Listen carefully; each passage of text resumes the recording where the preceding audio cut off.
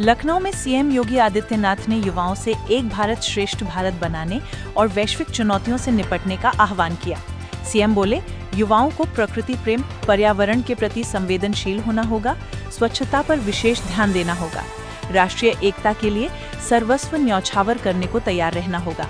ये कार्य अगर हम सभी मिलकर करेंगे तो देश की कोई चुनौती शेष नहीं रहेगी।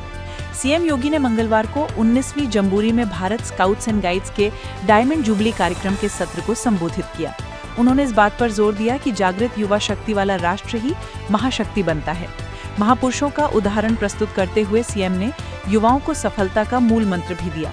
इसके साथ ही देश दुनिया के कोने कोने से आए स्काउट्स व गाइड्स का प्रदेश और राष्ट्र की ओर से स्वागत और अभिनंदन किया। मुख्यमंत्री योगी ने कहा, उनके लिए ये अत्यंत महत्वपूर्ण आयोजन है। लगभग 61-62 वर्षों बाद अब ये भव्य आयोजन उत्तर प्रदेश में हो रहा है। ये उत्तर प्रदेश के लिए इसलिए भी महत्वपूर्ण है क्योंकि उत्तर प्रदेश देश के अनलिमिटेड पोटेंशियल का प्रदेश है। इस प्रदेश में मर्यादा पुरुषोत्तम भगवान श्री राम ने जन्म लिया है। श्री राम जन्मभूमि का भव्य मंदिर बनकर तैयार हुआ है और आज प्रधानमंत्री नरेंद्र मोदी के कर कमलों से भगवा झंडा ध्वजारोहण के साथ लहराता हुआ दिखाई दे रहा है। उन्होंने कहा, ये वही धरा है जहां लीलाधारी भगवान श्री कृष्ण ने जन्म लिया और लीलाएं रची। ये वही धरा है जहां महात्मा बुद्ध ने पहला ज्ञानोपदेश दिया। महात्मा बुद्ध के महापरिनिर्वाण के साथ सर्वाधिक चातुर्मास के निर्वहन का भी उत्तर प्रदेश साक्षी है। ये वही धरती है जिसने तीर्थंकर भगवानों को जन्म दिया था।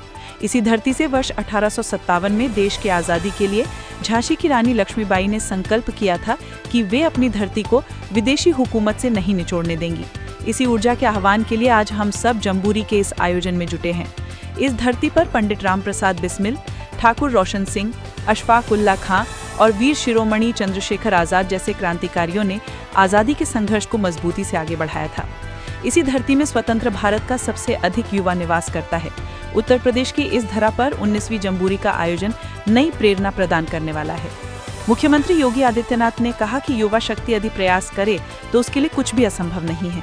उन्होंने आदि गुरु शंकराचार्य का उदाहरण प्रस्तुत करते हुए कहा कि केरल से निकला हुआ एक सन्यासी आदि शंकर देश के चारों कोनों में 4 धाम की स्थापना कर भारत की सनातन ध्वजा को दूर दूर तक फहराने का कार्य मात्र 32 वर्ष की आयु में कर दिखाया। आज भी भारत उनके प्रति कृतज्ञ है।